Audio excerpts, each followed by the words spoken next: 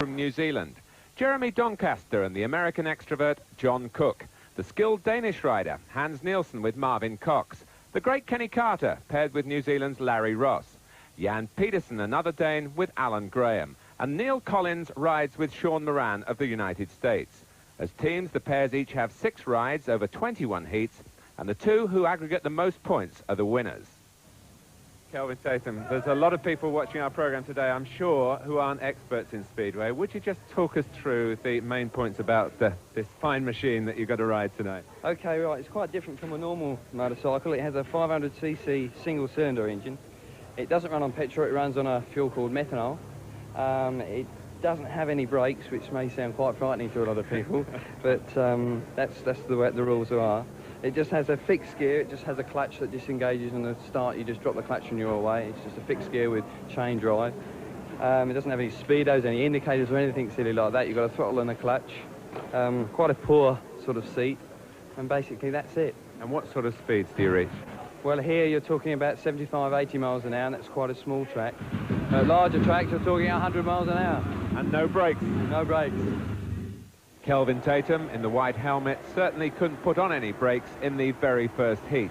A misjudgment that left him on the track, but happily unhurt. We pick up the action now at the start of Heat 6, with our commentator, Dave Lanning. Heat number 6, we have 2 modern giants of Speedway on the outside grids. In grid 3, Hans Nielsen in red and Kenny Carter, England's white hope, on the outside, just looking across the line. Inside, Roger Johns, local lad, coming in as a reserve replacement for Marvin Cox. Next to him, Larry Ross. Then Nielsen in 3, outside Carter. The 2 on the outside, possibly the 2 to watch, though Roger Johns on the inside has the local crowd behind him.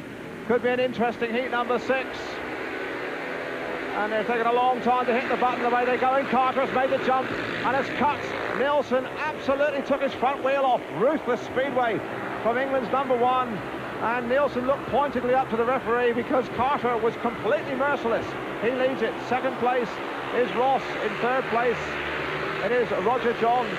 And Nielsen, the world number 2, many people's favourite for the individual crown, is a long way back and clearly unhappy with life. There is Carter. Oh, Carter looking back nonchalantly. But he gave absolutely nothing away up to that first corner. He was on the outside. He carved up Nielsen. I wonder if he lost any spokes from his front wheel, because certainly they clashed.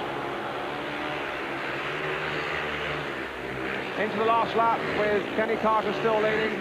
His partner Larry Ross is in second place, so this is a useful points accumulation for this pairing from Halifax, of course. Carter wins it, looking for Nielsen. Second place is Ross, third place is Johns, and a long way back is Hans Nielsen. The crowd enjoyed that moment. Well, there is Kenny Carter, who did the hard work very early on in Heat 6. It's going to be interesting seeing that again. Well, let's watch from the outside, and you'll see, just get a glimpse of Carter coming straight across on Nielsen.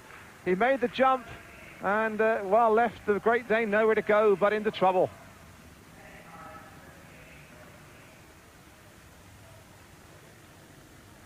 Well, Heat 10 has a buzz on the terraces here at Wimbledon because the 2 unbeaten riders in the card so far, Kenny Carter and Sean Moran, are in contention. And once again, it's the outside grids both have chosen. Looking across the line on the inside in white, Larry Ross. Grid 2 has Neil Collins, no score yet, in yellow and black. Grid 3 has Carter, and on the outside, Moran. There is Moran in the blue helmet. Carter, both unbeaten. Something's got to give here in Heat 10. And up to the line, it is Carter and Moran as we expected. And they measure our pan. Moran has swung back down the inside of Carter. Brilliant piece of cornering, but Carter aware of that manoeuvre and moves across to cover it. Tremendous piece of action, and Moran swinging right out in the dirt as Carter goes clear. Well, English Speedway fans will be heartened by this brilliant form of Kenny Carter. He's already beaten Hans Nielsen, and he withstood the thrust of Sean Moran. Moran, who was on the outside and swung back down the inside, but Carter, as though he had eyes in the back of his crash helmet, was aware of every tactical move and is now stretching the little Californian. Well, he's a pugnacious, gritty Yorkshire competitor, Carter, with an appetite for racing, which is heartening to see. Gives nothing away. And again, he's beaten a world-class opponent here in Heat 10. He wins it. Second place is Moran. Third place is Larry Ross. So that means 4 points for Carter and his partner, Ross. And Kenny looking back there to Larry Ross and saying, well done, son. But he really was the one who gave us the action in Heat 10. Well, we join it on the first bend, and you can see Sean Moran on the outside, swinging back as Carter leads it. And he goes between the Halifax riders in the most daring fashion. It looked like he had the drop on Carter, but Carter refuses to be budged and opens the throttle and moves away, and that is fearless, determined Speedway action. Each of the pairings, bar one, have now completed 3 rides, and let's have a look at the leaderboard. Clearly in the lead, Jeremy Doncaster and John Cook on 13 points. Then Kenny Carter and Larry Ross on 12. Sean Moran and his partner Neil Collins have 8 as too, though Jan Anderson and Mitch Shearer. Heat number 13, and the pair who are rapidly emerging as the favourites to take this first ever World Games gold medal are here in the red helmet, Jeremy Doncaster, and looking across the line next to him in blue is Jan Pedersen. Now grid 3 has John Cook, and that is Doncaster's partner. He'll be in whites, and he has been most impressive. 2 wins in a second, and on the outside Alan Graham, who's a tiger, in yellow and black. Now Doncaster and Cook need 3 points here to take the lead overall in Heat 13, and it's Cook that's away. Cook away, Pedersen is second. Doncaster trying to bore a hole down the inside, does so, and Graham coming hard around the outside of Cook, and a battle thoroughly joined here, absolutely shoulder to shoulder, and Cook running Graham way out wide, but Graham might just have the legs on him. There's the Speedway absolutely locked together. Cook on the inside, Graham on the outside. Who will give? And Alan Graham is riding right out of his boots here as he's passed Cook, and Cook is fighting back, and we have a real piece of Speedway action now.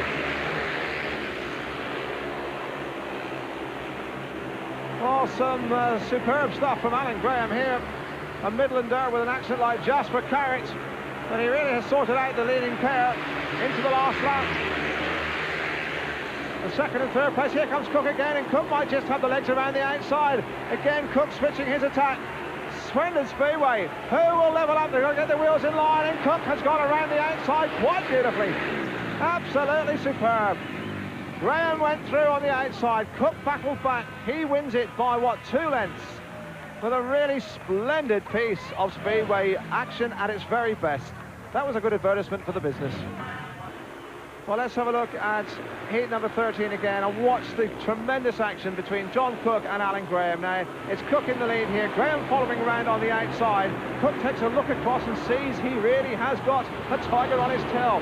Now, there's nothing between the pair of them here as they come down the home straight past our commentary position, absolutely roaring past our camera.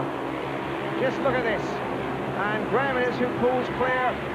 But Cook, the rider in the white helmet, is not finished fighting. He tries the outside line, almost overcooks it, loses a footrest there, you can see, looks down. And at this stage, it looks as though Alan Graham has produced a party piece to bring home the 3 points. He's in front and seems to be losing John Cook. But Cook is pugnacious and he's a fighter. And as they get into the later stages of the race, Cook produces his piece of overtaking brilliance around the outside. They're absolutely together going into the last 2 corners, and Cook, riding like a pioneer leg trainer, gets around the outside for as neat a piece of overtaking action as you're likely to see. Some right. Thank you very much. It was a stiff one. Alan got just a little in front of me there, and I really had to stick my legs in there and get in there, but bike's going super and I'm riding well tonight. Did you think you'd catch him when he got in front? I really did. I kind of went down and said shoot, but you know, I kept my head up and kept driving after him, and that outside dirt line's still working very well still, so I was very fortunate to be able to get out there and use it. You're keeping going on what's being a good night for you. Super. Jeremy and myself are really pulling together as a unit, and that's what it takes in team riding, so let's hope we can win that thing. Keep it up, John. Thanks very much indeed. Thank you. Him in blue, Hans Nielsen. Well, a really upside-down night for Hans, who has been incomparable in domestic racing. He won his first race, but he's run 2 last, and that's very unlike him. Grid 3 has Neil Collins having an unhappy evening. He has 3-0 returns, and on the outside in yellow and black It's Marvin Cox who has 2 points from 3 starts. Heat number 14, Moran will look for from the inside, and away he goes, and so too is Nielsen, and Nielsen has made the jump. Moran is second, coming hard around the outside is Cox, and that's where the drive is, and Marvin Cox has come around the outside from last to first, and who said Speedway is all about the first out of the traps? It's Cox, and now Moran going after him, and Cox is out wide, and Nielsen's back in third place. And this World Games Speedway event is really beginning to come to the boil. Cox and Moran will keep digging around the inside. Has he got the line? I think he might just have the drive, but it's Cox who keeps it screwed on around the outside. And we are having splendid Speedway. Into the last lap. And Moran has moved through, and Cox has swung back down the inside. They're changing direction, they're switching on a sixpence, but Moran, having been passed, is having none of it, and will anchor. Heat number 14, over the line he goes. 3 points for him, 2 for Marvin Cox. In third place it was Hans Nielsen. Another piece of excellent Speedway excitement in action. Well, all the pairings have had 4 starts, and it is Jeremy Doncaster and John Cook in the lead on 17 points. Then we have Kenny Carter, who has collected 12 on his own. Larry Ross, only 3 points, total of 15. Calvin Tatum and Tommy Knudsen have 11 each, as to Jan Anderson and his partner, Mitch Shearer. Then we have Sean Moran and Neil Collins on 11 points. Moran's got all of them. Heat 15, there is Calvin Tatum in the white helmet. He'll be on the inside. Next to him we have Larry Ross in yellow and black. His partner and Kenny Carter, Kenny unbeaten, and if Larry could start to produce some points, they'll be in the running for the gold medal. Grid 3, we have Tommy Knudsen, the Danish rider, with Coventry with a total of 5 points, and on the outside, the unbeaten individually, Kenny Carter.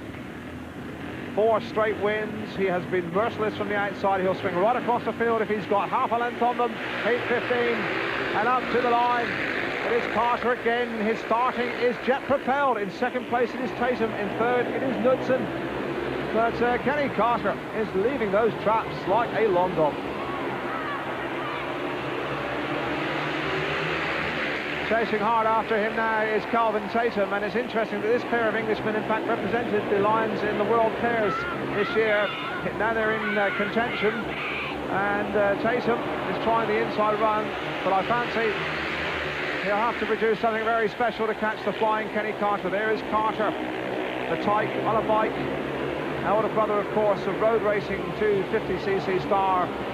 That's his younger brother Alan Carter, who Kenny manages. And Kenny can win it looking back. He really is back at his peak. A rich purple vein of form from Carter, and we've seen it here in this World Games tonight. He's going to win Heat 15. Second place is Tatum. In third place, Ross just gets up for the odd point. That could be important to Kenny. So 4 points to Carter and Ross there, right on the line. And Carter is suddenly aware that his partner has produced a point out of nowhere. Heat 17, and an interesting one in prospect, because we have Jeremy Doncaster and John Cook looking for 3 points, which would take them into the lead over Kenny Carter and his partner, although they have both yet to meet. So it's coming to a super climax here in the World Games at Wimbledon. There is Doncaster on the inside with 6 points to his credit so far.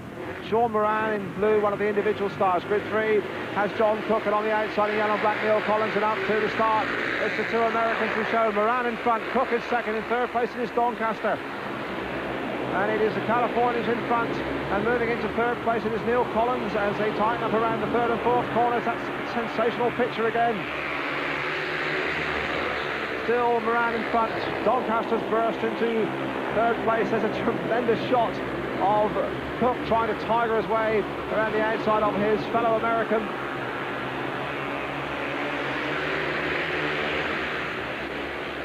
Moran leads it. Cook still trying the hard way round the boards, and has he got the drive here? And they're absolutely locked together again. We have action little short of sensational here in the World Games. Into the last lap, and Moran and Cook are bringing the crowd to their toes as Cook sweeps by. Again, superb overtaking. Now who will it be who gets the checkered flag? It is Cook by a length. Moran is second, Doncaster is third. And that's a really battling piece of determination and aggressive riding by John Cook has taken him and partner Jeremy Doncaster into the lead. Moran shares a word of congratulations, and well, you won't see much better racing than that anywhere in the world of Speedway. Well, it all looks, Jeremy, as though it's going to depend on Heat 20, and you've been ticking along, scoring in every ride so far. Yeah, that's right. I've just been hanging in there and scoring a few points because I haven't really been feeling up to a lot of racing, hard competition tonight. So why is that? Well, I've had a knock on the head from the weekend from a long track qualifying round, and I was in two minds whether to ride tonight, but I did decide to ride, and me and John ride very well together anyway, and I've just letting John do the work tonight and just filling in for him. Well, I've had 5 races so far and I've won all 5 races, so I'm feeling pretty confident, and we just have to see how it goes. You know, I'll give it my best shot and try 200%, and if I win it, fantastic. If I lose it, well, I've tried my best. Race number 20 of this Speedway World Games, and this one really should sort out the destination of the gold medal, because we have the 2 leading pairs in contention. We could hardly have scripted it better. Kenny Carter and Larry Ross, who will be in red and white helmets respectively. There is Carter, who is unbeaten, and we have it in against them Jeremy Doncaster and John Cook, and Cook has only been beaten once. So let's try and spell it out. Carter and his partner Ross must get a maximum first and second to win the gold medal. You can see them conferring there, building up the tactics. If Carter wins and Ross is third, if they get 4 points, in other words, to their opposing riders 2, then it's a tie and we could have a runoff. So Doncaster and Cook, and they are in blue and yellow and black respectively, can afford to let Carter go, providing they block his partner Ross and share the heat. So it's a real cat and mouse game out there. Tactics will tell. You can see that Carter has changed gate position to allow Ross on the inside. It's going to be the charge of the heavy brigade up to the first corner, because it's all on this one. The gold medal rests on Heat 20. Carter and Ross must get the maximum. Doncaster and Cook must split them up. Here we go, Heat 20. And up to the line, it is Carter and it is Cook, and Ross has been squeezed out. Carter way out wide. In second place, Cook. In third place, Doncaster. And we thought they might just take the tactical ploy. And Larry Ross has come through. Right onto the back wheel. Ross knows what he must do. He's got to get up here to force a runoff. Carter in front. They're all tightening up. I think Carter may try to slow down the race to give his partner a chance to get back in contention with Doncaster and Cook. And Ross has come through. And now we really have the battle joined, because Cook is dropping back to help partner Doncaster. There is Carter in front. The real battle is for the odd point. Remember, Ross must get up into third place to force a runoff, and he has done just that. In fact, he's moved right through on the inside, and he's gone past 1, and he's almost gone past 2, and Cook is battling back. It is all on this last 2 corners. What a finish to our Speedway discipline in the World Games. Carter wins it, and the final call there, Doncaster and Cook just got up to withhold Larry Ross, and that is enough to take the gold medal. Carter in front, you can see the gesture of disappointment. He did his bit. Ross, it has to be said, really bust a gut to try and get up. At one point, he was in second place, but the team understanding and pairing of Doncaster and Cook enough just to squeeze him out to take gold. Well, let's look at the moment when Larry Ross definitely moved up into second place. Carter in front, and Ross seems to have the drop here, and you can see he's in front. Doncaster going after him, and Cook's a long way back on the outside in the yellow and black helmet. Now, Doncaster moves around the outside, and Cook just produces something very special down the kickboard. You can see there's still the fight for second place and third place. Remember, it's vital for Ross to get up if they are to force a runoff. But Doncaster and Cook out high and wide, Carter in front, and a good piece of team riding tactics maintains Doncaster and Cook, and they go on for the gold. What a team. And I think Heat 20 showed that it is a pairs event, because that was a tactical piece of riding. Definitely so. You know, I was out chasing Kenny, and I looked and seen Jeremy, and he was there, and then all of a sudden Larry was there out of nowhere, and this type of meeting, it's so prestige to win. So we weren't doing dirty tactics, but we did the tactics we had to do to bring home the gold. Keeping Larry Ross at bay, that was the job. Yeah, that's right. All of a sudden, Larry sprung from nowhere, so it was a bit wild, but... I don't think he'll be too pleased. Well, that's the way it goes, I'm afraid. You know, we all get the same breaks. It's, yeah, you know, that's right. We've been in the same predicament, and, you know, we've been losers before, but we're winners tonight. Winners indeed. World Games gold for John Cook and Jeremy Doncaster. Silver for the brilliant Kenny Carter and Larry Ross. And in third place, Jan Anderson and Mitch Shearer. It was a splendid competition, a real highlight of World Games '85.